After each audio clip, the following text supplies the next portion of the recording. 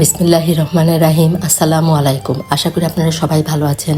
আজকে আমি আপনাদের খুবই মজার চাল কুমড়ার একটা রেসিপি করে দেখাবো। আশা করি এই রেসিপিটি আপনাদের খুবই ভালো লাগবে। এখানে আমি একটা চাল কুমড়ার 4 ভাগের 1 ভাগ চাল কুমড়া নিয়েছি। এখন এই চাল কুমড়ার চোচাটা ছিলে আমি ভালো করে কেটে ধুয়ে নেব। আমি এখানে এই যে চাল কুমড়াগুলো কীভাবে কেটেছি আপনাদেরকে দেখিয়ে দিলাম। খুব বেশি মোটাও না, আবার খুব বেশি পাতলাও না, এভাবে আমি এখানে কেটে নিয়েছি। এখন এর মধ্যে আমি দিব 1/2 চামচ পরিমাণ হলুদের গুঁড়া, 1/2 চামচ পরিমাণ দেব আমি লাল মরিচের গুঁড়া, আর 1/2 চামচ পরিমাণ দেব আমি লবণ। দিয়ে ভালো করে মশলাটা চাল কুমড়ার সাথে আমি মাখিয়ে নিব। বেশ ভালোভাবে মাখিয়ে নিতে হবে যাতে মশলাটা সম্পূর্ণ চাল কুমড়ার সাথে ভালোভাবে মিশে যায়। যে চাল কুমড়াটা আমার মাখানো হয়ে গিয়েছে। এখন আমি একটা প্যানে পরিমাণ মতো তেল দিয়ে দিলাম। তেলটা দিয়ে এখন আমি চাল কুমড়াগুলা ভেজে নিব। মিডিয়াম টু লো হিটে আমি এই চাল কুমড়াগুলা একটু সময় নিয়ে ভাজবো, এতে করে চাল কুমড়াগুলা সিদ্ধ হয়ে যাবে। এখন এই যে চাল কুমড়াগুলা আমি উল্টে দিচ্ছি, যে একটু লাল লাল করে আমি ভেজে নিব। 2 সাইড একই রকম করে আমি ভেজে চাল কুমড়াগুলো তুলে নিব।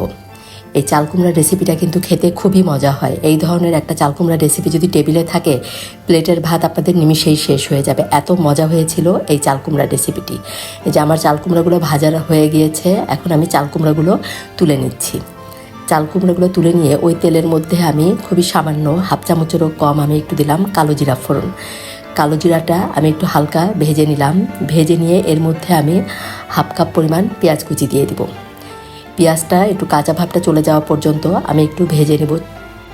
যে পেঁয়াজটা আমার ভাজা হয়ে গিয়েছে, এখন এর ভিতরে আমি 4-5টার মতো কাঁচামরিচ ফালি দিয়ে দিলাম। কাঁচামরিচটাও আমি পেঁয়াজের সাথে ভেজে নেব, এতে করে কিন্তু কাঁচামরিচের খুব সুন্দর একটা ফ্লেভার বের হয়। এখন এই যে আমি পেঁয়াজ আর কাঁচামরিচটা একটু ভেজে নিয়ে এর ভিতরে আমি একটা ছোট সাইজের টমেটো ছোট টুকরো করে কেটে নিয়েছিলাম, সেই টমেটোটা দিয়ে দিলাম। টমেটোটা দিয়ে আমি পেঁয়াজ মরিচের সাথে এটা মিশিয়ে নিলাম। মিশিয়ে নিয়ে এখন এর মধ্যে 1/2 চামচ পরিমাণ দিয়ে দিলাম আমি লবণ।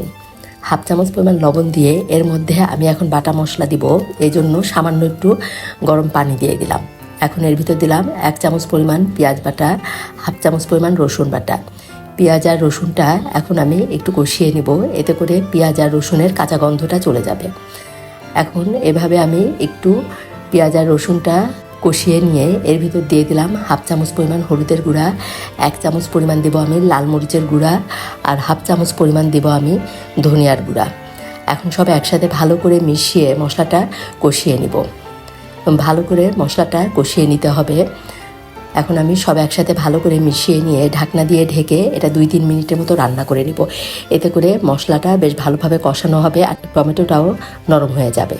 এই যে মশলাটা বেশ ভালোভাবে কষানো হয়ে গিয়েছে, এখন আমি এর ভিতরে চাল কুমড়াগুলো দিয়ে দিলাম। যে চাল কুমড়াগুলো এখন মশলার সাথে আমি ভালো করে মিশিয়ে নিব।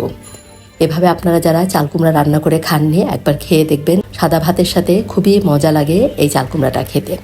এই যে ভালো করে মশলার সাথে আমি চাল কুমড়াটা মিশিয়ে নিয়ে এখন ঢাকনা দিয়ে ঢেকে এটা 2-3 মিনিটের মতো আমি এটা রান্না করে নিলাম। রান্নাটা কিন্তু খুবই সহজ আর খুব তাড়াতাড়ি কিন্তু হয়ে যায়। এখন এই যে রান্নাটা হয়ে গিয়েছে, আমি এর মধ্যে 1/2 চামচেরও একটু কম দিলাম চিনি, আর দিলাম 1/2 চামচ পরিমাণ ভাজা জিরার গুঁড়া। এই রান্নায় চাল কুমড়ার সাথে আমি টমেটো দেওয়াতে এই রান্নার টেস্টটা একটু টকটক হবে, এই জন্য চিনি দেওয়াতে এর ব্যালেন্সটা খুব সুন্দর হবে আর টেস্টটাও কিন্তু বেড়ে যাবে। হয়ে গেল আমার খুবই মজার চাল কুমড়া রান্না। দেখুন দেখতে কতটা লোভনীয় লাগছে। রান্নাটা যদি ভালো লাগে অবশ্যই আপনারা আমার পাশে থেকে আমাকে এগিয়ে যেতে সহযোগিতা করবেন। ধন্যবাদ সবাইকে, সবাই ভালো থাকবেন। আল্লাহ হাফেজ।